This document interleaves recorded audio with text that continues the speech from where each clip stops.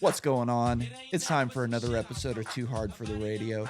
Transmitting from the future free state of Greater Idaho, I am the one-armed madman. And with me today, we've got Rocky Haag.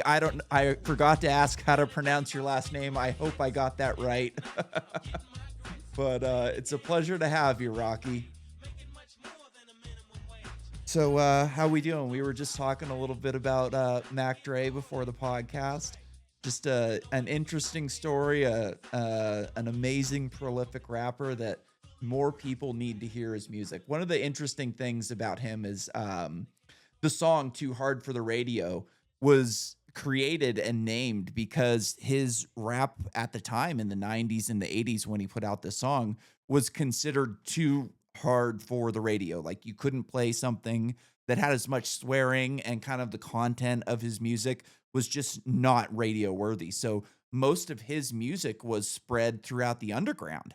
You know, he was one of these guys that sold cassette tapes out of the trunk of his car, and it was like a total local movement. And he actually like created culture a lot in the Bay Area, which is really interesting. He came up with a couple different words and like themes that his rap explored that kind of really changed culture in the Bay Area and then proliferated out throughout the rest of the country. So it's an interesting story. And I think there's an interesting like parallel to podcasting in a way. Not so much anymore, but you know, podcasts have kind of gone mainstream in the past few years. But up until the past few years, this was like kind of an underground rap type of content where, you know, there was a couple guys, Joe Rogan was really big, and there was a couple other comics that had big ones. But for the most part, like people who were willing to talk about, you know, serious issues and things that the mainstream media didn't want to cover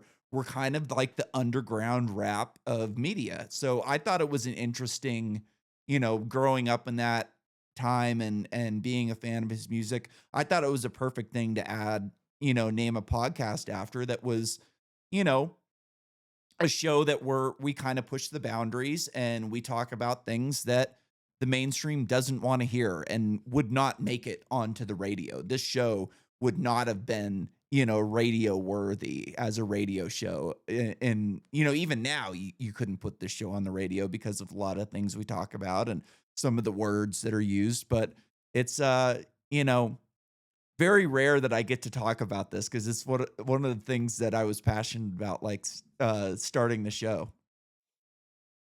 Well, thank you so much, bro, for it's always I'm always interested in, especially artists coming from different areas of America. They bring their own linguistics, they bring their own style, they bring their own vibe. I remember I was actually living in Los Angeles in the early '90s at a time, and I really fell in love with Dr. Dre Yeah, and some of the stuff he was doing. And of course, taking it back a few years earlier, I really enjoyed Public Enemy. yeah, Not only because of their beats, which were so good, but um, if you really analyze, if you look at Public Enemy's, uh, what do you call it? Albums? They call it when you look at an artist's catalog, and if you look at all the Public Enemy's albums, I'm surprised they allowed them to float, yeah, right? Remember, because really, if you look at the Black America and what they have withstood from the deep state going back since from my memory in my lifetime, they took out their leaders. Interestingly enough, in the '60s, both Malcolm and Dr. King and many, many others, um, probably not even known to this day, who were removed from our Americana. So I appreciate you tuning me into his vibe, and one of the things that already gives me hope. I'm 65, sir, and I see I'm talking with a young man here with a well, "Don't kind tread of, me" flag. kind of young. And I'm kind of feeling good because I know I can just pour into this youngster here. He's coming up with he and his kind. We may just turn this thing around. Ah, that's always the hope, right? I mean, it's interesting that there've been many, like, artists throughout time that have kind of walked the line of things that you're allowed to say and things that you're not. And when you're good enough and talented enough, you can kind of say whatever you want. Black Sabbath, for instance, like the content of their music was not, great for the mainstream. They were singing about war and Oh, strife and really? power. Oh yeah, Black Sabbath has one of the best. War Pigs is one of the best anti-war, songs of all time. What year did that come out? 60s. Oh, dude, that was during NAMM. Yeah, exactly. And, like I was having this conversation with my little brother a couple weeks ago, and I've talked about this on the podcast, but I think it's important because it's something that we're talking about right now. He's really into AC/DC. His dad's into Okay, classic rock and he's really into AC/DC. And I'm like, look, dude, like AC/DC is a great band. There's, a time and a place for AC/DC. They're great at a football game. They're good for keeping you up while you're driving, but they're not right. singing about anything real. They're essentially just like a hedonistic band that's singing about partying and sex, which is like, okay, great. There's a time and a place for that, but like when you want to talk about real things like NWA, talking about the police, which was a real issue when that type of stuff came out. Metallica sings about war and drugs and addiction and power and greed and all of these real things that the mainstream media and the mainstream music does not want people singing about. Most songs are not written by the artist that sings them. They're written in a boardroom somewhere and, a group of people in suits goes, "How can we sell this the best? Who do we have sing this song so we can make the most money on it?" And there's nothing like real behind it. There's no message behind it. All it is just a tool to make money for, some record producer or, the artist makes money too a lot of the times, but like real bands sing about real things and you have to be good enough to make it into the mainstream. Like one of my favorite bands is called Pennywise. They're um Really? a, they're a punk band that was big in the Really? 90s in Southern California and they sang about real stuff and they never made it onto the radio. And they're super talented, and I remember thinking a while when I was younger, I was like, why did this stuff never make it to the radio? Why isn't as, I hear they have one song that gets played on the radio from time to time, but, like, none of their other stuff made it, and I always wondered, like, why? And as I got older, I kinda realized, like, oh, they're talking about things in their music that the powers that be don't want people talking about. So, like, you have to kind of transcend that narrative with talent. And I guess, they just weren't quite talented enough to do it, which is a bummer because they had a lot of stuff figured out, when I remember like listening to stuff as a kid of them and like kind of thinking about it, like, okay, that kind of makes sense. And then as I got older into my 30s and now I'm close to 40, I listen to music, I'm like, man, these guys, they were smart. They got it. They understood the culture and what was happening in the world, and they were able to condense it into these incredible songs, and, you know, despite them, they were able to be a successful band, just not like a commercially successful band that's gonna sell out stadiums. I wrote that name down, sir. Thank you. Yeah. Another great tip. Yeah, I'll send you some links to some music when we're all done Please, so you can please, check out some of please. the stuff I listen to. It's I love music. I think that music is one of the greatest forms of art because you have to, like here on a podcast, we can talk about all kinds of, in-depth issues that are important to people that maybe they're not totally aware of. And we've got an hour or two to kind of flesh out these ideas and explain ourselves. And this is why I think this way, and this is why I think that way. But music, especially for like a band like Pennywise, they were putting out like 2.5 minute songs. So you've got this incredible incredibly important ideas like taxation or is theft or something like that. And you have to condense that into a 2-minute song or a 3-minute song that conveys the message that you are trying to, give to people, and do it in a way that allows them to enjoy listening to it, which I think is just, you have to be so talented in order to do something like that. And I've never, played an instrument or, been a musician or anything like that. And I just have so much respect for them because I feel like they do such an important job, and it's got to be so difficult to do. That's incredible. I didn't Yeah, I you're exactly right. Music, if you think about it, I think it's one of God's gifts. Yeah. It elevates the human spirit. It can be so powerful for motivation, inspiration, focus. Well, where would we be without it, right? Yeah. It, it's it really elevates the human frequency. Also, the my one of my favorites artists is the late great Jimi Hendrix.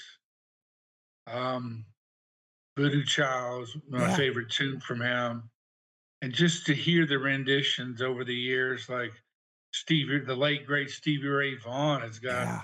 couple great renditions out of Texas that just, I mean, he even has done some stuff. I was looking at some Stevie Ray Vaughan recently. I think it was from Austin City Nights, or he was like doing some versions of Voodoo Child, where he was like doing, if you're careful to pick it up, like some little reverse chord magic. He was in there splicing his own personality into, it's amazing to think where Hendrix would have gone. I Um, know. from what I heard, he was headed toward jazz. Mhm. Now that would have been mind blowing Yeah. if he ever got into that area. Yeah. I got into I got a I was a drug addict when I was younger, and, music was one of the things that really, like, helped me get out of it. I Oh, got good, really into, good, good. like, Ozzy Osbourne, Black Sabbath, and, what's the other guy? Scott Weiland from the Stone Temple Pilots, and Oh he yeah, did yeah, another yeah, band called Velvet Revolver with yeah, Slash and a couple other people from Guns N' Roses, and, like, yeah. he was a hardcore drug addict, like, Really? and oh, yeah, big, really into heroin, and, like, I was an Oxycontin guy, which is essentially just prescription heroin, so I was essentially a heroin addict, and, Well, like, thank God you recovered. yeah, I You got out of appreciate there. that. It was one of the more difficult things I've ever done in my life was That's getting not away easy from to that. do, right, No, bro? most people don't, most people really just go down the rabbit hole on that That stuff. stuff is dangerous. It's very dangerous, and, most people that get addicted to that, they end up in prison or dead because it's Yeah. just such a hardcore drug, and back before they got rid of the, like, Oxycontins, like, I was taking, like, 800 milligrams of Oxycontin a day, which is I don't even know what the equivalent to that in heroin is, but it's gotta be, like, close to an 8 ball a day or something like that, which is just it's so bad for you, and it just rots you from the inside out. It rots your soul. And I remember just like listening to Scott Weiland's songs and just like, wow, like I totally relate to what this guy is going through. Same with like, Nirvana and Alice in Chains. I would listen to those guys who are also drug addicts, and you listen to their songs and it's like, man, I really get it. Like, and to be able to like it's so hard to describe to a normal person what it's like to be on drugs because they just don't really have the frame of reference for it. They don't really get why how it consumes you and kills your soul and just crushes your body from the inside out, and like to be able to convey it in a song where a normal person can listen to that and go, "Wow, like this must be so hard for that person," and like I just so totally got it. And then, I remember after I got hurt, after I got clean, I ended up going and working on power lines and I got electrocuted and lost my hand, which sucked. But I remember listening to Metallica has a song called One that is about a guy who gets injured in war and is just consumed by pain and he can't move anymore. And I remember listening to that song and it's just like, man, these guys like they must have gone through something awful in their days. Like I know that they were drug addicts for a while as well and they were into cocaine and stuff, but like just to be able to relate to something like that is such a powerful feeling. To just feel like I'm not alone. Somebody else has been through what I'm going through, and they've some of them make it out the other side, some of them don't. Like Scott Weiland is dead, and the guys from Nirvana and Alice in Chains are both dead. Lane Stanley and Kurt Cobain are dead, and it's it's such a it's I don't even know how to describe it really, but it's such a like an empowering feeling to know that you're not alone. Amen. Yes, that's why I'm glad we're pouring into each other. This is the key to America is the forces that be, both domestic and foreign, want us to be fighting, Yeah, bickering. They want young to be against old, black against white, other races against other. They want us to be enemies to everyone on earth. They want us to hate Iran, Russia, China. Who's next? yeah. The enemy list is always full, right? Yeah, and that's one of the things, like, it wasn't really like that when I grew up. Like, you're older than me and, there was some racial problems in the '60s, I'm sure that, like, in the '70s that were bad, but, like, when I grew up in the '90s in Northern California, there wasn't, like, racial issues. Like, people that went to Mac Dre and there was another guy that we really liked too named Andre Nicotina, who's another local rapper who's really good as well. They you know, white kids went to those concerts and there was black people at those concerts too, and everybody was just coming together over the music. It wasn't white versus black and you're, you know, uh, oppressing me because of like that stuff didn't exist when I grew up. Like I my ex-wife was Persian.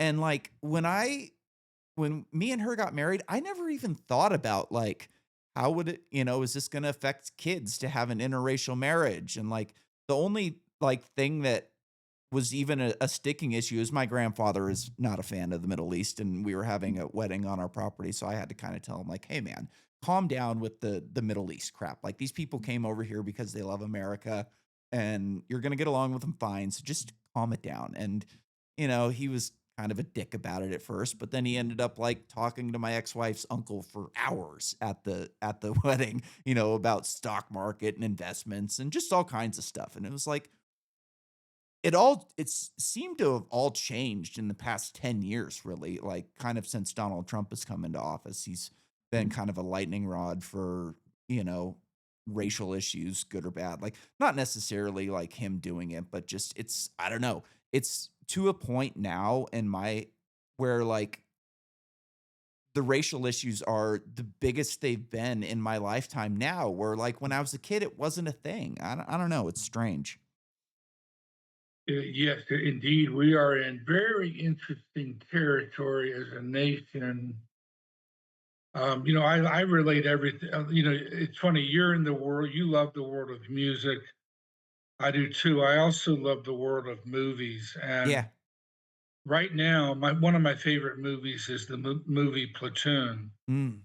I think it was brought out in '86 by Oliver Stone. Yeah. And there's a final ambush where their fire base is surrounded.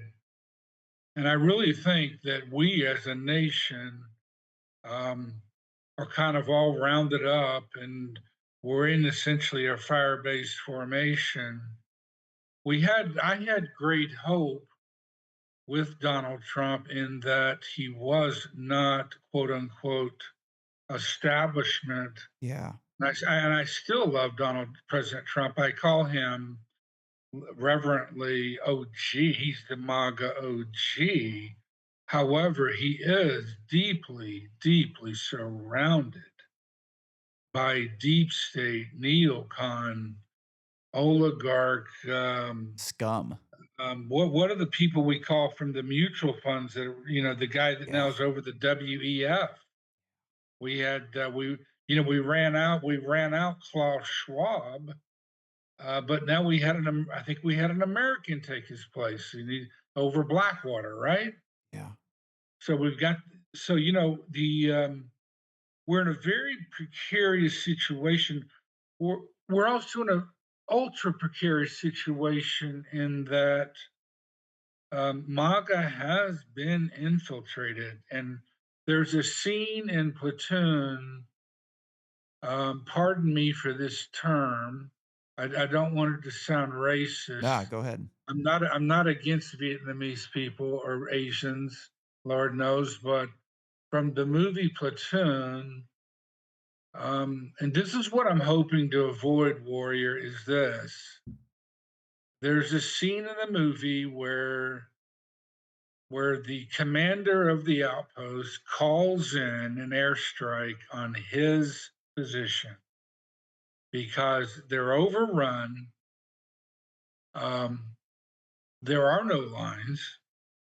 The enemy is completely around and in the base. And so the commander says to HQ, whoever's under other end of that phone, he goes, I repeat, drop everything you have on my pod. I don't want to see that happen in America because the people will lose. The Yeah. elites will win. They've got their bunkers. They're in Switzerland or Costa Rica.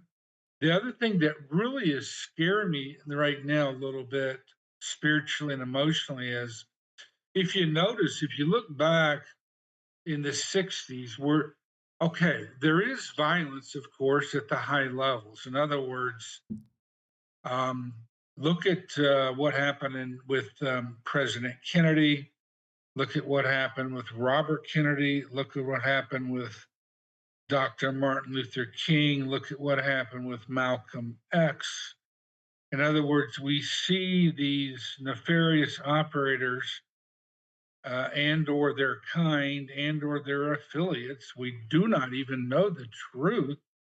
We're still holding on to papers um, in all these instances for some unknown reason, Yeah. quote unquote. You know what I mean? Nod, Yeah. nod. Yeah. Um, and yet, this is what the reason I'm on your show tonight. I think I think the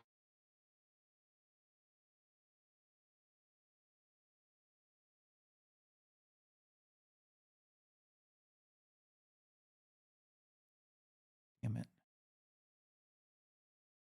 YHAAG substack.com, I have just experienced personally an absolute full spectrum outpouring of insights on um, thoughts of how we can not only correct the immediate inside threat to MAGA, which I'll go into if you'd like Yeah, in go further ahead. detail. But what I would like to instill, and this is why I'm so happy to pour into you. You're many years younger, so thank God you're here to hear, and you're here with open ears. This is a miracle where we're communicating and going brother to almost like older brother to little brother, Yeah. right? And I can tell you this that my first career was as a political operative for the primarily the Republican Party. God, I had incredible victories against crazy odds. 2000, I think some people only gave us about a 12 chance campaign. I had volunteered. There was a unit of the military. Well, let me put it to you this way: it wasn't ever really an official unit. There was a name of these. There was a name in operation via various agencies of the United States government called MAC v. SOG. And these were special operators who would go in and out of Laos, Thailand, North Vietnam, South Vietnam, Cambodia at will. They would put some of these groups of 8 to 10 men in, and they created so much havoc for our enemy there. So I kind of took that ethos from the standpoint, and the reason I bring this up, the concept of MAC v. SOG, special ops, et cetera, is this, young man. One person can make a difference. I know it looks bad right now. I know we are. I know we're not only surrounded. We do have, and here's the term I want to lay on you. Maybe a little raw, maybe a little controversial. It's from the movie Platoon, but we do have in the United States Gooks in the wire. Yeah. They're here, brother. They're next to not only our dear OG president, they're next in line. Hint, hint. Um, they are setting up software modules to create a pre-crime digital prison apparatus within the continental United States with many millions, if not billions, of our tax dollars. And what I've been lovingly calling this company that's involved in this enterprise doing, I've lovingly have been urging them to repent of their current activities, which involve right now, they are the kinetic AI. And we are in a condition right now, young man, of what I term auto war. Okay. AUTOWAR. In other words, when I was growing up, we had a military industrial complex. However, the the possibility of war fighting, covert ops, whatever, black ops, whatever you want to call it, was done through human agency. There were people involved, either subcontractors, other intel agencies, French front, whatever. Just humans were involved. Dude, we are in a state today where warfare has, you talk about what was that Schwarzenegger film, Terminator? Yeah. Dude, it's here, and it's one of the companies at the spearhead of this is Palantir. Yep. Palantir, they are geniuses, and they are geniuses at many levels because they have got at steering that ship is a beautiful young man. He's not even a technoid. He's an arts and humanities major. He's a wonderful wordsmith. His name is Dr. Alex Karp. Yeah. I've I've heard of been him. lovingly praying for his repentance that he would turn his software modules toward the betterment of mankind, i.e., you could easily take some of their modules, such as Gotham and other names, and why not put your AI and situational awareness, social media filter screens to maybe bringing clean water to Africa totally, or what about helping Americans with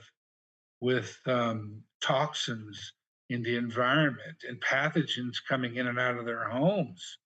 I know we had a problem with the water in Detroit. I mean, this is absolutely ridiculous. So, getting back to auto war, though, and this is where I've got to begin with all my alarms and I'm putting up all my flares with you at the beginning. The body count is absolutely mind numbing. We're looking at over 1 million dead in Ukraine. It's an absolute God is not pleased, I can tell you that. Then you look at the Middle East, where we're talking about tens and tens of thousands of dead or casualties. No one really knows how many civilians were hit by drones. Palantir conveniently hands off the target. Isn't that convenient? To their host nations, whether that's our quote unquote allies. We call them allies. Isn't that ironic? Are they really our allies? I mean, think about it. If you look at NATO, I mean, what the hell is NATO up to? The fact of the matter is, if you go back to when the Soviet Union collapsed from inefficiencies, and thank God for President Reagan for keeping us strong until that event occurred. But after the Soviet Union fell, um, the Warsaw Pact was no mas. They collapsed. Eastern Europe went independent. Hence, the quote unquote Eurasian threat receded organically and geographically. Go back, this reminds me, dude, does anything ever change in history? If you look what we did with the Indians, right? How many Yeah. promises did we make to the Indians? Oh, just go over there and you'll be okay. And we promise we won't come in on your territory, right? Yeah. Well, from what I recall from history, and you come in if you know different, I do recall, I believe it was Secretary of State James Baker, or he was Chief of Staff James Baker, with one of with the I think with the elder Bush administration, literally gave his word to then I believe it was Premier Gorbachev or someone from Russia, and said Yeah. they wanted to know, and they wanted our word that NATO would not move east Yeah. Not an when they inch. brought the wall. Right? You Yep. recall that? I know what you're talking about. Remember They when the wall promised came down not to and move an inch east. what happened? It just Just keeps if you going and look, going and going. I think President Trump should pull us out of NATO immediately. amen, Immediately. You know, amen. it seems like Europe is hell bent on a civil war at some point. There's going to be some countries that are going to go in a more right wing direction, and other countries are going to keep going social. The UK is a failed state at this point. They're arresting people for social media posts. You know, they're recently a woman got arrested for she got beat up by her boyfriend, and she called her boyfriend a nasty name in a private text message to one of her friends, and she got more time in jail than he did for him. Like, these are it's crazy. And what we're doing in Ukraine is just disgusting. I don't have anything against the Ukrainian people or the Russian people. I don't really care. Like, I'm more focused on America and what they're doing to our middle class rather than what's happening in Eastern Europe. But essentially, we are just throwing Ukrainians into the meat grinder for the sake of weakening our perceived enemy that is Russia, which Russia's GDP is nothing compared to ours. They pose no threat to us whatsoever outside of nuclear weapons. And the only threat that they're posing to us at this point is us moving further and further towards them and making them, pushing them into a position where they are going to consider using nuclear weapons at some point, because we're not stopping.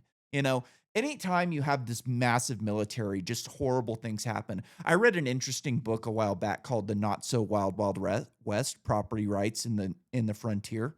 And Really? essentially, like, the theory of the book was that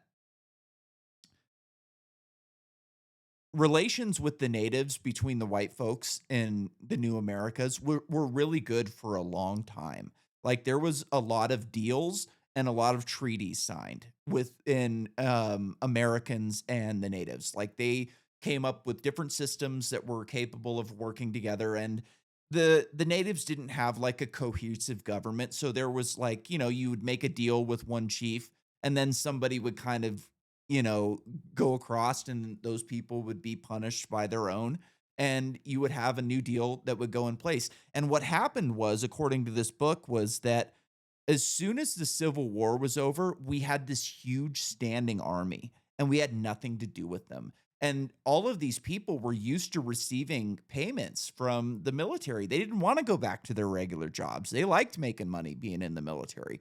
So after the Civil War, we had nothing to do with this massive standing military. So essentially, we just turned them on the natives. And they, you know, people on the frontier were struggling at the time. They were struggling to sell food, and the country was kind of in a downturn after the Civil War. So what would happen was is you would have a group of people, white folks in the West, that would say, "We want this land that the natives are occupying right now. So what we're going to do is we're going to do like essentially a false flag and say that they murdered one of our kids or something like that."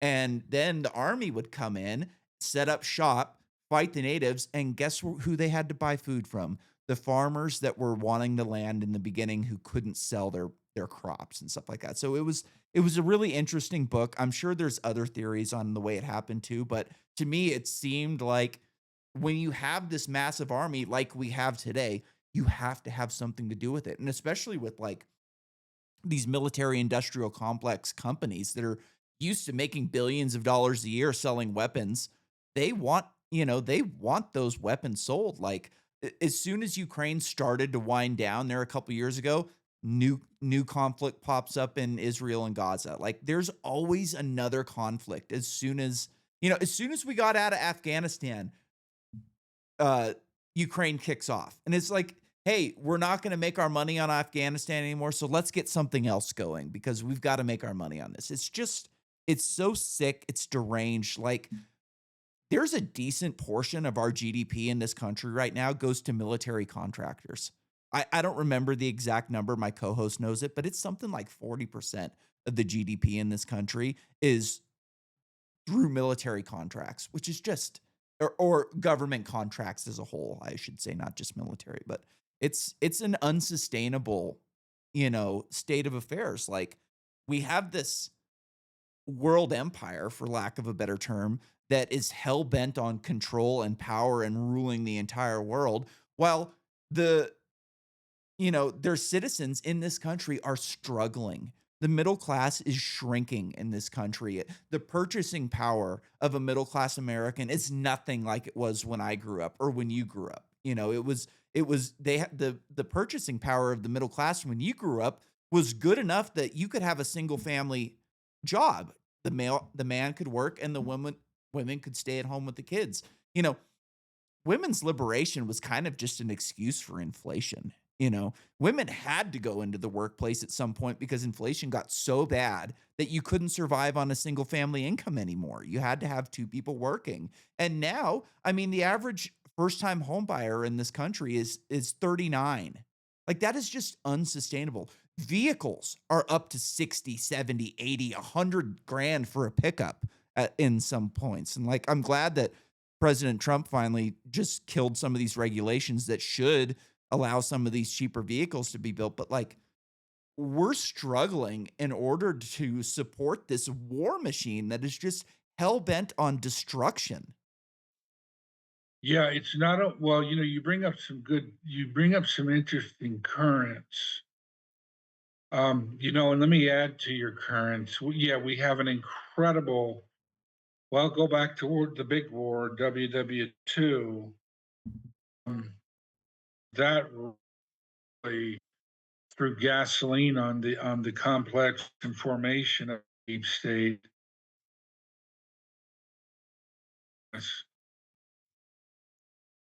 You have, and this is why I think a lot of people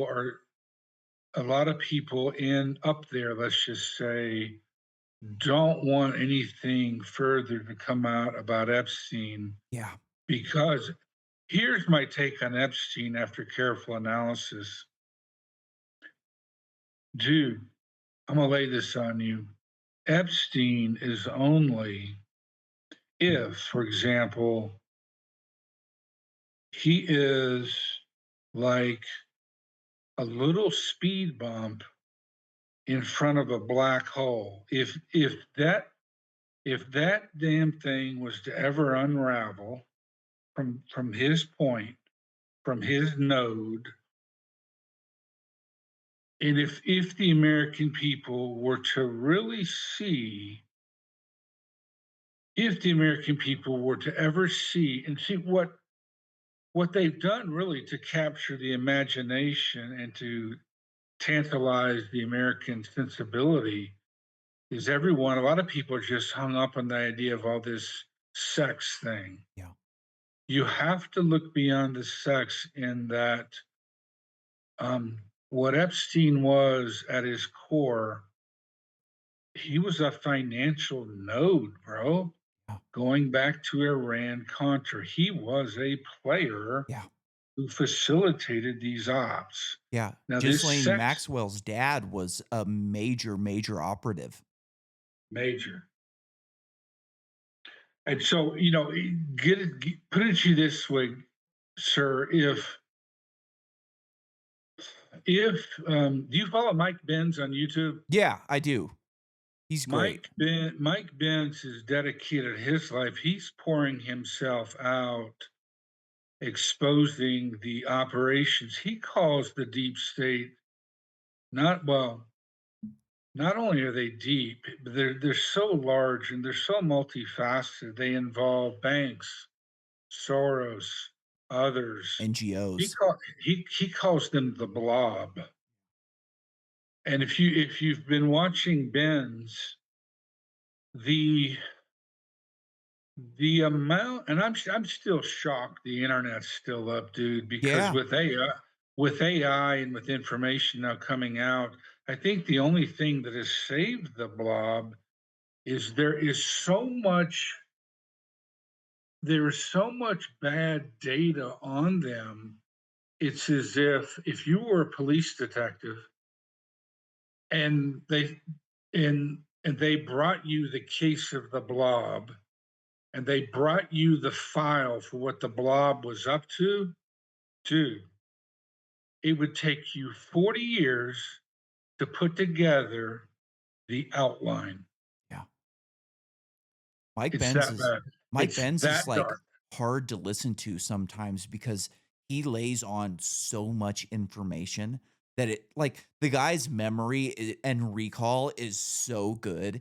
It's, like, difficult to comprehend the the depth of the depravity that is attached to this blob, as you say, like, there's just so much to it. It's hard to even wrap your mind around, like, you can listen to the guy for 3 hours, and it's like, I feel like we're only scratching the surface. It goes so deep, and I feel like that's kind of the point, is to have so much, like, throwing just spaghetti at the wall that it's so hard to even, like, comprehend what's actually going on and to unravel, like, where where things are really going, and, like, unfortunately, they don't really make good movies anymore, you know? I would love to see the JFK, Oliver Stone's JFK version of Epstein, like, make a great movie about this where people can actually see what's going on. But unfortunately, like, the intelligence agencies are deep, deep into Hollywood. Like, I mean, look at what happened with Top Gun. Military recruitment was way, way down. Top Gun comes out with all of these fancy planes and military equipment, and oh, look at that. You've got an uptick in military recruitment again. It's really sick the way they use everything around us to propagandize us and to confuse us and to make it there's like you said, there's just so much going on. It is just this huge blob of corruption and evil, and it's deflating sometimes to, like, watch his show and just go like, "Man, there's just no chance of us unraveling this situation." The CIA has been running this country since JFK was murdered, in my opinion. I think that that was a coup where the intelligence company, intelligence agencies decided, "We are no longer gonna allow elected officials to run this country." And I think that we've been under their rule essentially ever since. Yeah, if you look at it's you the immensity of the storm above America historically into today. There's so many components. You've got the military industrial contractors who are making money on the equipment. You've got you've even got ideological fanatics known as the neocons Yeah. who have this wild ass theory that they want to control Eurasia. This goes back to Zabrensky and Victoria Nuland, and she was actually she was actually handing out cookies in 2014 in Ukraine. Yeah. That we Fuck were the part of that. We were part of that coup. Did you ever hear her Yeah. phone call? Fuck the They were. EU. Remember? Yep. Fuck the EU. Thank you. And so, but here's another layer that is are you a libertarian Yeah. type concept? Yeah, I consider myself an anarcho-capitalist, but libertarian's a nicer term for people who aren't too familiar Oh, with I anarchism. kind of like that. That sounds cool. Yeah. We well, Essentially, I don't believe in governments. I think that everything should be privately owned and that government is just an organized gang. well, one of the things that I've discovered with with AI, and I'm still shocked that they've let us have it as a people. Look out for something to take out the internet, right? Yep. Um, with AI, I want to encourage you and other young people to fortify yourselves. One of the things I did recently on Substack was I ran a report. Let's just take Ukraine as a test case. The One of the things that makes it so difficult for the American mind is there are probably, and it's in my report on Substack. Um, I think the title of the article is something like "Spin Silicon in Ukraine and the American Mind." You'll see it there in Substack. But, sir, the information operations arm, just for that conflict alone, I think no, I kid you not, I believe there are 40 different organizations spinning information up and out of that region of the earth that are coming back and they're deploying on international wires, and they're feeding it. Of course, we don't have a press anymore, do we? No. We don't have reporters like we used to that were interested in what they would describe as the truth. We have these. It's up to you and I and others to dig and to just not settle for this, but please have your people go and pull up that the concept of 5G war Yeah. is this, my friend. We're all in the war. War has transitioned from just purely kinetic and tactical to every human participant with a mind is a player.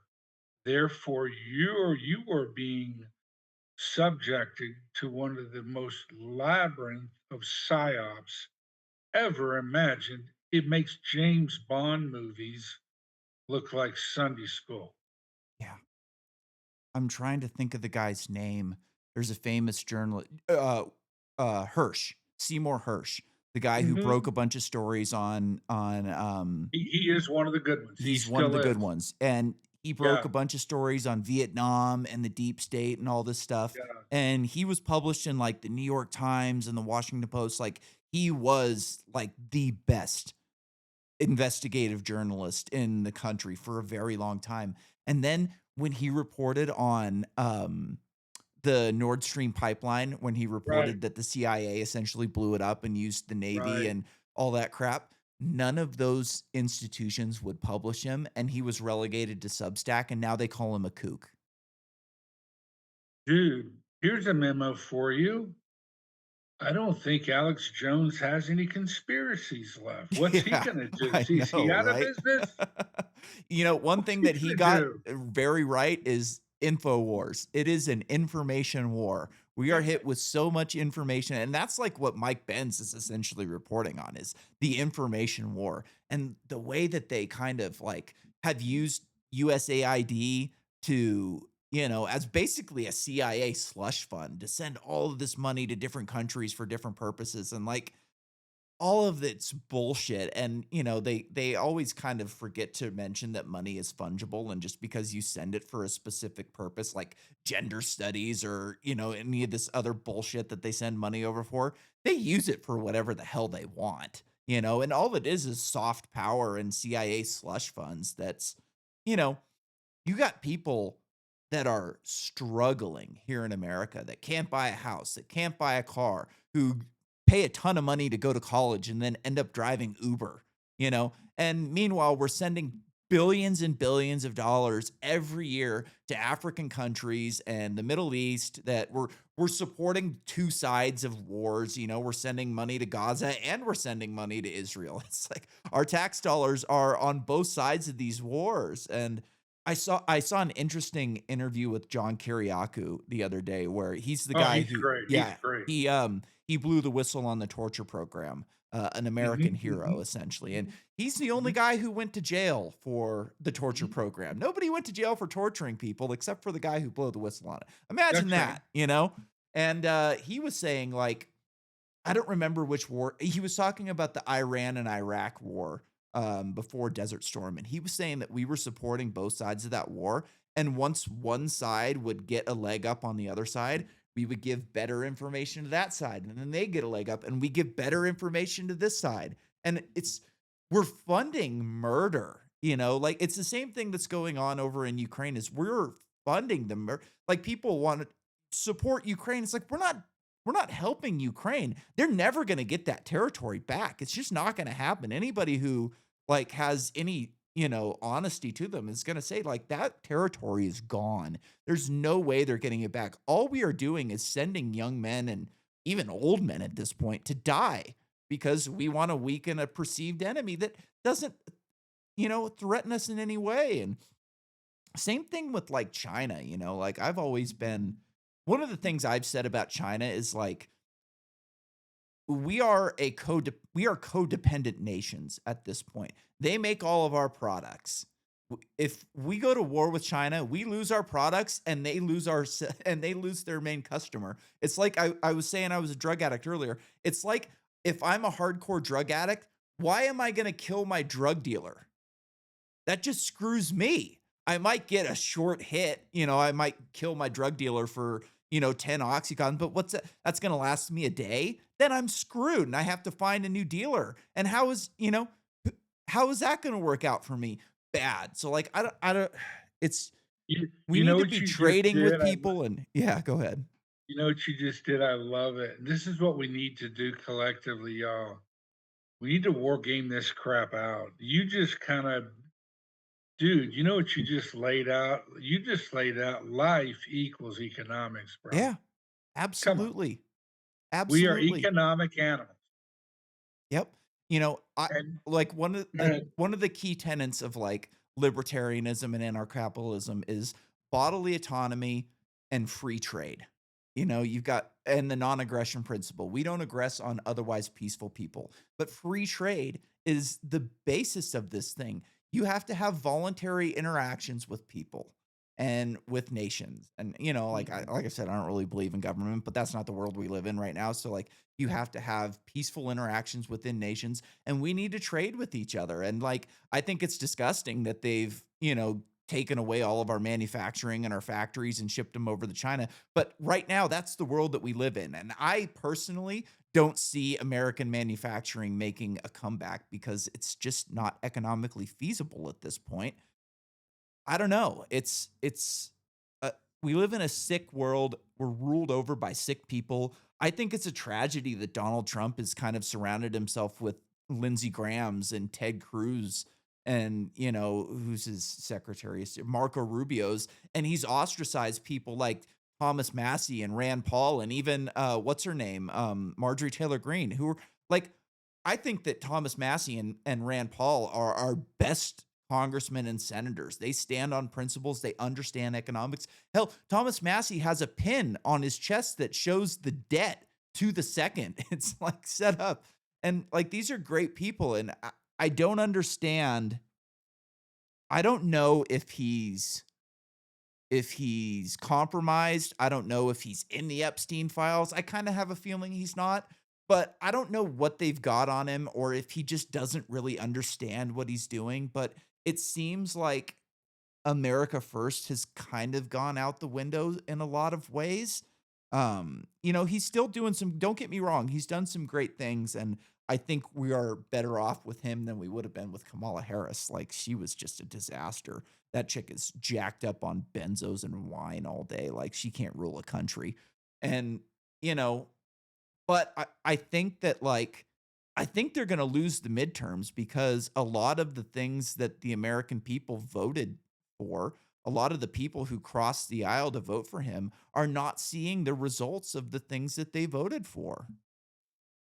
Yeah, one of the things that, you know, let's talk about American politics for a second.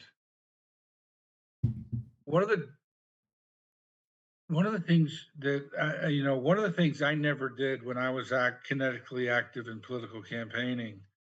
You never want to be lulled into thinking you're safe. And one of the things that I have to give credit to these deep state operators is their tenacity, Yeah. not only to survive, dude. They, a large part of the blob deep state operations is literally financial piracy. This is how brother George Soros got so wealthy. He's not a financial genius. Ever since 79, he had a few million, yeah, but Soros got taking him back to 79.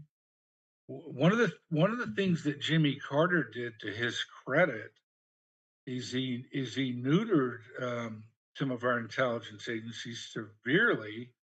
And so what they did was they went underground. They took a lot of their stuff over to the State Department. Then we got the crack epidemic thanks Yep. to Iran Contra, bringing 8 years of planes into LA, Chicago, Miami. Yep. Somehow they got favorable navigation vectors. Imagine that. Yeah. Mac Dre wrote a song about that. Imagine too, dude, what could you even calculate the financial damages done to Black Americans because of crack, dude? Could you? We're talking about not only people killed over drugs and dying because of the drugs. Think of the people that have been incarcerated, Yep. families destroyed, children left without support, turning into criminals. Obviously, it's much easier for a child to be a criminal without parents. Yep. The destruction of the inner cities. One of the things that I have to check some of my brothers and sisters on my side is they're so eager to say, oh, those big cities suck. Well, dude, if you have 8 years of DC threes flying into Miami full of coke, Yeah. you're gonna have problems in the cities they land in. Hello? Yep. Did anyone ever get question about that? I don't think so. And not only that, one of the things I was shocked to discover is in I believe it was 1980 when the Contra ordeal flared up. The U.S. State Department. This is matter of public record. This is not even a conspiracy. It's a matter of public record that $900,000 was distributed to four known, now get this, known traffickers in Central America, cash, American taxpayer dollars from the State Department going to known, dude. I'm sorry. In other words, they were looking the other way. And in other words, the United States government literally financially ignited the pipelines of 8 years at least of absolute mayhem. This, of course, because of, from what I understand about drugs, at least with cocaine, I think this played a key part in the epidemic, the crack epidemic, because there was so much of the primary formulaic. They had to think of a way to get rid of it cheaper in smaller amounts. Yeah. But think of the devastation to the cities, Yep. to the moms, the dads, the children, the Yep. gang activity. Dude, who would even be able to estimate the damages? Yeah, it's impossible to know. Like, I kind of lived it in a way too. It wasn't nearly as severe, but I grew up in Northern California in the Emerald Triangle, where most of the marijuana in the country was grown in the, from like the 70s all the way through like the 2000s. And back then, like when I grew up, marijuana was illegal. And I knew tons of people that grew it, had been growing it in their gardens for years. And I know people who went to prison, lost their homes, their vehicles, their kids got taken into foster care. People lost their entire lives due to this stuff and spent years, decades, even sometimes in prison. And then they just up and make it legal. And the government decides, okay, we'll let you sell it. We just want our cut. And those people weren't made whole. A lot of them are still sitting in prison for things that are legal today, because they didn't have a license or they didn't have permission from this organized gang called government. And I've seen it, and like I know people who were cops in that area who grew up and called people family and friends and then turned around and threw them in prison because they didn't like what was in their garden. And then when things turned and went legal, the cops just went, well, we were always for legalization. We were just doing our jobs. It's like, okay, well, you're retired now and you're sitting pretty. And a lot of them have moved up here to Idaho where I live. And, these people are still screwed. And this is not just the people who are getting busted. Like you said, this is a generational wealth, like, crisis, essentially. Like, you're putting kids into a situation where they have no help from their families. Some of them don't even have families. They're screwed. They can't get great jobs. Some of them are lucky enough to get a decent job and to make a life for themselves. But, like, this is a generational problem where we're we have a like, one of the biggest I think we have the biggest prison population in the world, and a lot of the people in prison in this country are for nonviolent crimes, for drug possession or some other stupid thing, and a lot of the violent criminals end up on the streets. I watched, like, these, predator catch videos on YouTube where these guys go and catch predators, child predators. Most of these guys don't do a lot of time, and you still see, they'll catch a guy with child porn meeting up with a 13-year-old or a 12-year-old or an 11-year-old. They'll catch them in the act. They have them admitting it on camera, and the cops won't even arrest them. Meanwhile, people are getting shook down for traffic tickets and arrested every day in this country for bullshit and thrown in jail for nothing. It's a really sick thing that we treat like, one of the biggest problems with stuff like that is, like, cops are conditioned to think that people are the enemy.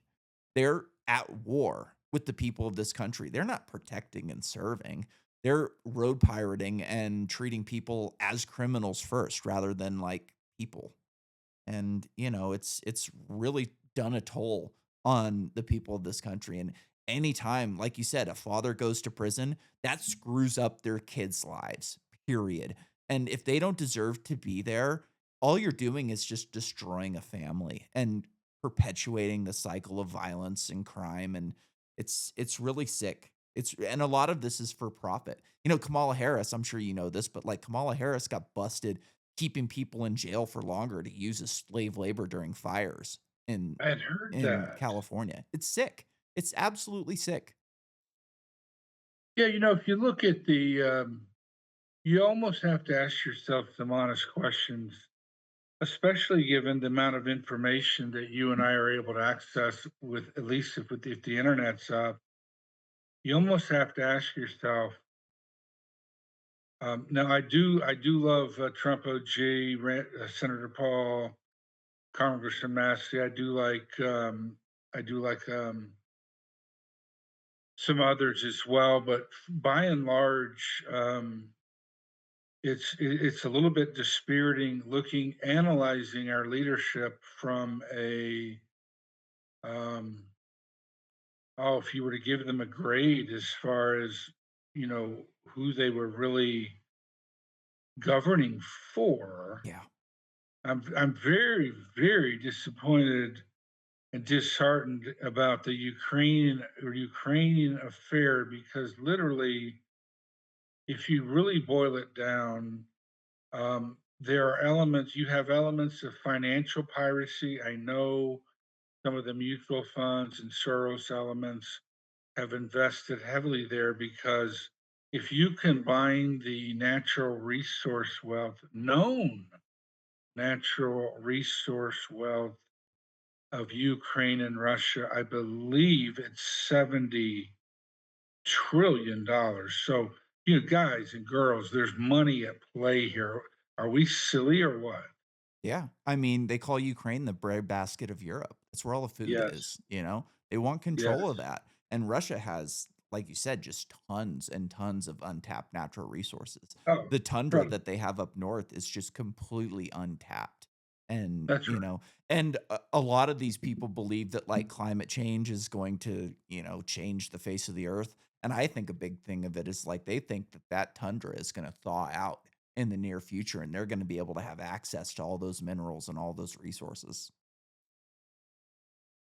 What's on your heart as far as that I can speak to as far as I can give you a broad outline of what I've been working on. Yeah. Would you like to hear that, Yeah, or you want to absolutely. tell me? Okay, okay. I'm very alarmed about MAGA infiltration, whether that's people surrounding our dear President Trump, OG MAGA. Um, I'm I've been I'm very disappointed in many Americans who have not shown. For example, take yourself. I appreciate you taking your time this evening. Here you are. You could be off watching Netflix or drinking beer with the buddies, whatever. You're engaged in intellectual conversation rigor. I'm shocked at how few Americans are willing to really probe and go beyond the psyops operate organs such as MSNBC or Fox Yeah. News. Right? It's but let me give you a little hope, and let me because this is what you need. This is what the young people need to hear. I can testify, young man. One person does make a difference. I've been that person before in critical races against absolutely astronomical odds. Again, I was a key volunteer for a Mhm. congressional race in 2000. Our original odds of success were about 12%. We ended up keeping a Clinton clone out from getting into the Congress. So one person can make a difference. So fortify yourself in that knowledge. Keep feeding your mind good things. Watch what you're allowing into your mind, whether Yeah. that's music, news, guard it, note it. Um, Realize that the most valuable computer on earth is the mind you have on your head. Guard it like everything. Be fortified in that. I think I'd heard a statistic recently that even the foundation of America, I believe, was done with a sharp minority of the colonialists that Yep. of the It colon. was. How do you pronounce that? Colonialness or something Yeah. like that, yeah. I Well, think it was take, like 10%. yeah, yeah, 10%. Look what happened. They founded a nation. I guess most people were just kind of like Whatever. Yep. seeing which way the wind blew, right? Taxes So aren't that big a deal. I want you to be encouraged and um, please at least have your peeps, bros and sisters dig into that 5G full spectrum Yep. analysis. of the spin up of the Ukrainian op, which is just mind blowing. It's keeping the American people asleep. Most of my friends think I'm nuts for not being pro-Ukrainian Yep. war. Me too. I made a decision recently not to see the most recent Top Gun movie. I don't want to feed my mind such garbage. Yep. Propaganda. We've got you take Iran, for example. I was shocked. Did you happen to see the Tucker Carlson, Senator Ted Cruz interview? Oh, that was incredible. Just Was incredible. that He was he that em was he embarrassed remember? Ted Cruz. Oh, just embarrassed him. And he honestly asked him and was shocked when he did not know the human population. Yeah. Remember that? Yep. And Ted Cruz has been on just every day on Twitter talking shit about Tucker Carlson, and his Yeah. entire replies are just full with people calling him Israel Ted and just all of this crap. It's amazing. I always wonder like how these people keep getting elected. It's just such a corrupt system where like the majority of the country sees these people for what they are, war hawks that don't have their best interests at heart, yet they keep getting elected, and I like to say that the human mind is the most valuable resource in the known universe. We don't have Amen. we Amen. we don't have anything else, no substance, nothing that even comes close to it. And you have to like be careful what you feed it because just like any other thing, like it can be corrupted. Your stomach can be corrupted by bad food and you can get sick. Like I have a hard time watching movies and TV shows to this day because it's all such propaganda. Like I like to watch a lot of sci-fi. I'm a big sci-fi guy, but I very rarely watch anything on TV anymore. I think sports are another big problem in this country where a lot of the people that I know don't really care about anything except watching football on Sunday and, maybe getting laid on the weekends and going to the bar. And like that's a bad position to put yourself in. Like I've been there. I was that guy for a long time where I didn't pay attention to the world around me and I was just lulled to sleep by sports. I worked in sports bars. I watched a ton of football and it's not good. Football is just simulated warfare in a lot of ways. Like all you're doing is just watching war on TV every day. It's you got your generals on the sidelines, you've got your presidents up in the big booth that are watching from down below, and then you got your soldiers down on the field that are getting destroyed. And yeah, they're making a lot of money, but it's simulated warfare and it gets you conditioned. Another thing, like I was big into fighter jets when I was a kid. I thought fighter jets were awesome. I loved air shows. I loved watching the Blue Angels. I wanted to fly a fighter jet at one point. I was a dirt bike racer and to me like the only cooler machine on the planet than a dirt bike is a fighter jet. So I was like, I could go fly fighter jets. Now, when I see an air show, I just think of these are just war hawks showing off their toys. And I don't like watching them anymore. My dog got essentially traumatized by an F-35. Like I have a small airport right by my house, and they do an air show every year. And it's usually just like Mustangs and Merlins and stuff like that. And then one year they brought in an F-35 and the thing was so loud that it's kind of like scarred my dog for life. And it made me think Really? like, yeah, yeah, the noise just totally traumatized him. Like he's scared of all loud noises now after that jet. And it made me think like, when we look at these things, we think, "Oh, cool, like these are our military that's protecting us." And try and think about that from the perspective of like an Afghani child in some tribal village somewhere that doesn't even know what the hell they're looking at. Like it must be terrifying for them to hear those planes coming because it's death and destruction. I remember hearing a while back, I heard an interview from a soldier that was in Afghanistan, and he said he was all gung ho to go over there and fight the terrorists. And then when he got there, they're like dealing with these small tribes that don't have any weapons. They don't even know what America is. And at one point, like they were out there like looking for intel from some Afghani tribal leader. And the guy thought they were there fighting dragons. He thought they were there hunting dragons. And I thought about that and I went, oh yeah, F-35, dragon. Like these people don't even have a concept for what they're looking at. And it's just To me, it's sick now. Like I can't even watch them anymore. Like people line the streets when these planes come out, and I just stay inside. Just ignore it.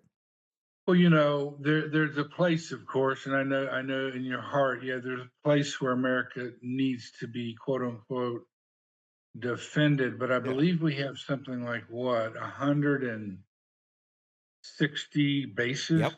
All I think, around in the the world. world, We've something like never that. left Germany. We're still Yeah, in Germany. yes, We're still yes. in What? Japan. It's crazy. Yes.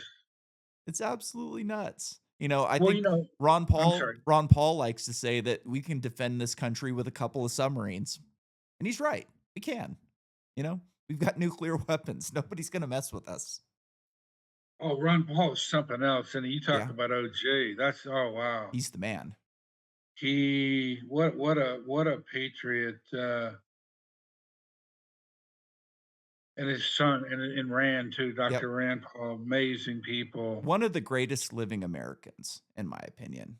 Ron Paul, one of the greatest living Americans. Done so much Yeah, for the liberty movement in this country. and He really oh, got like I absolutely. wasn't paying attention when he was running for president, but a lot of the people that kind of got me into the position that I'm in by listening to them, they were kind of brought into this by Ron Paul. So I give him all the credit in the world for kind of like opening the eyes to a lot of Americans. And he got more military donors, than any like presidential candidate in history at one point. And Really? yeah, because he was anti-war, and a lot of these troops, soldiers, they're propagandized worse than anybody. They go to the poorest places in the country, like Flint, Michigan, and Detroit, and they find the poorest people they possibly can. They propagandize them into signing up for the military. They send them over to the middle of nowhere where they get their arms and legs blown off, and then they end up living in the streets with a gun in their mouth. It's disgusting what they do to the military in this country. I remember on 4th of July, I was going through Twitter this year, and somebody posted a video of like an aircraft carrier and all these, soldiers coming and going. And it was like, free, yay, freedom. And it's like, it's so sick that like people in this country today equivalate freedom to military power. And I remember commenting on this thing. I was like, a lot of those soldiers in this video are going to put a gun in their mouth and eat a bullet. So like, what are you talking about? That isn't freedom. That's war. Yeah, let's stay on war for a second. One of the things that a lot of people don't calculate either is, wars really, for some people, never end. I have a friend who served as a he never has really told me all he was involved with. All I know is he Yeah. used to set up communications in remote locations for MAC-VSOG, whether that's Laos, one or North or South Vietnam, Cambodia, Thailand, etc. Dude, that war is still on for his mind. Yeah. He's probably he's probably 73. Sometimes it's fireworks that will set him off. Yeah. Sometimes it's some people talking to him in the neighborhood in a certain way. War, this people need to really, I think we've allowed movies to. I do respect Spielberg for Saving Private Ryan Yeah. because I can't even, dude. I can't. I have yet to make it through Saving Private Ryan without throwing up. It's a brutal movie. Dude, that people when I was growing up, war was kind of glamorized by Hollywood and Yeah. other, I guess, the blob, because you had really cool little. They had a show called Combat for TV that was during Nam, so they wanted to think war was kind of cool and Yeah. just they never showed anybody really coming apart when they got blowed up or Yeah. they're. I mean, war is really hell on earth, right? One of the things I've always someone asked me a few years ago why I believed in a hell. I said because we've seen hells here. War is hell, and not only for those that are that are killed, those that are wounded, um, and of course for those that are killed, that impacts future generations. There goes a mom or dad that a family doesn't have. But then to think too, even for the survivors, many of them go on to addictions. To Yeah. war is traumatic. We're designed in the image of our creator. We were not designed for killing each other. No. And so, whenever somebody's involved in war, there's going to be trauma realized. Some people never get over that trauma. Yeah. One of the things they learned in Vietnam was a lot of the soldiers, it might even be the majority of them, weren't even aiming at the enemy. They were aiming over their head because they didn't want to shoot somebody. I That's right. worked I worked for a Vietnam vet when I was a kid, and he seemed like a normal guy. Like he was a contractor, he was in his 60s, he was, single, and I didn't really put much thought into it. He never talked about it. And one day he went to the movies with my parents and a couple of their friends, and he went and saw We Were Soldiers with Mel Gibson, Oh, yeah, yeah, which yeah, is yeah. another just totally brutal movie. And I Yeah. showed up for work the next day and he wasn't there. And I called him and he wouldn't answer. So I went home and couldn't get a hold of him for like another week. I didn't know what happened to the guy. And finally he called me back and he was like, "We're working at my house tomorrow. So show up at my house in the morning." Okay. I show up at his house and I apparently he left the movie like halfway through and then he just went home and got drunk and destroyed his house. He punched holes in the wall. He broke all of his furniture. Like the place was just a fucking mess. And I walked in and I was like, "What the hell happened? Did somebody break in?" And he was like, "No, you need to sit down and I'm going to tell you some shit." And he like told me about Vietnam and he was like an M60 machine gunner and he had to do some tunnel rat stuff too. And he said that like when he was a kid, when he was over there, he thought it was all fun and games and they had like competitions to see who could kill the most people per day, and it just fucked him up for life. Like, he told me he couldn't, like, sleep a lot of nights, he couldn't hold a relationship, which is why he was single, because stuff like that, destroying his house would happen from time to time, and he would just blow up from time to time, and to me, like, he seemed like a normal guy, but after that, it was like, "Whoa, this guy is not normal. His mind is fucking trashed," and I remember I went to lineman school, a lot of the guys that I went to school with were right out of the military, and one of my roommates was an Apache, machine gunner. He was on a door Right. gun, essentially, and Right. he was telling me that he used to just watch people splatter in infrared and stuff like that, and I'm like, "Dude, does this fuck with you at all?" And he's like, "No, I'm good," and I'm like, "Man, you need to, like, do some therapy or something." And I kinda told him about that other guy, and I'm like, "He told me the same thing that you said, that he was fine with it when he was young, but as he got older, it just he couldn't do it anymore. He couldn't deal with it." He was a big hunter before he went to Vietnam, and after he came back, he didn't even use guns anymore. He didn't hunt with guns, he only hunted with a bow, and it just scarred him for life, and it took him a while to really, like, grasp, like, what he did and how, like, this war was for nothing. It was for nothing, All these people were drafted, their lives were destroyed, his buddies were killed, billions of dollars were spent, and it was for nothing. We lost that war and left with our tails between our legs. Well, not only yeah, if you just think of all the Vietnamese destroyed as well. Just Yeah, I guess we're talking yeah, over about probably million. one a lot of people, bro. Yeah, just And destroyed even that country. That country is still jacked up today. oh yeah. It's brutal. I can't imagine. Like, I tried to join the Air Force when I graduated high school, and luckily for me, I jacked my knee up riding a dirt bike, and they wouldn't take me.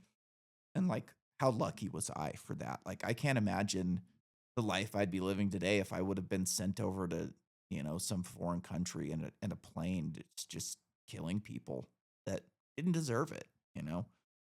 Ugh, man. Is, let's, uh let's wrap this up here in a minute. Is there any like parting words you wanna give us, or plug your Substack again because Yeah, You cut you out a know, little bit there in the middle. I my internet connection's been bad today, so I kinda lost yeah, you when you were talking about your I Substack. really appreciate you pouring into me. I'm very encouraged to see the youth of America keeping their minds active and sharp, keeping the flame of liberty going. Yeah. One person can make a difference, and that person could very well be you. Yeah. I mean, Well, let's look at the people we talked about, Seymour Hersh, Oliver Stone, John Kiriakou. Those guys all made a difference, you know? yes, They made a difference, and, John Kiriakou, and he paid for it. He paid yes, heavily for it, but he made a difference, and it's yes. great seeing him out and, like, seeing him tell his story and, like, hearing all of the crap that he went through. Yeah, please, Patriots, follow Mike Benz on YouTube. That's Mike, last name Benz. Mike Benz is a master information artist on all things deep state slash blob control. He has everything from shorts to long analysis. Yeah. He'll break it all down for you. Please come to your Rocky Haag Substack. I am ROCKYHAAG dot Substack dot com. You're going to see multifaceted, full spectrum reporting on an effort to not only maintain the thought of freedom in the United States, I'm trying to also put in sequence. You guys and girls are gonna have to pick this up and teach your children these Yeah. principles and reignite the American dream and get that flame going again. Get people believing in this country. Get some new leadership. Get some guys and girls to come on up and be like Rand Paul's and Thomas Massey's. We do desperately need new leadership. Keep your hope alive.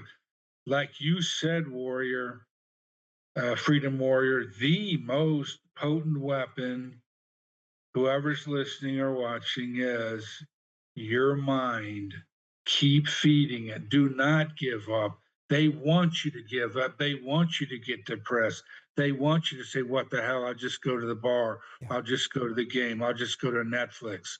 No, keep tuning in here. Keep tuning in on Mike Benz. Hit your Rocky Haag Boys Substack. Feed. What was that saying? That came from, what was that? Jefferson Airplane had that song, Feed Your Head. Yeah. Remember that? Yep. Okay, feed your head, y'all. Feed your head good things. We got Ron Paul's with us, Rand Paul's with us. Get up their books, follow them. We need you in this. America's not over until it's over. We're not calling anything in. We're going to reform our lines. And I see you've got a beautiful saying on your flag. Are we going to let somebody tread on us? Are we going to go on our knees? I don't think so. No, this is Thank you America. for the time, sir. Absolutely. Thank you so much for coming on. It was a pleasure meeting you, and I hope we can do this again sometime. Anytime, sir. All right.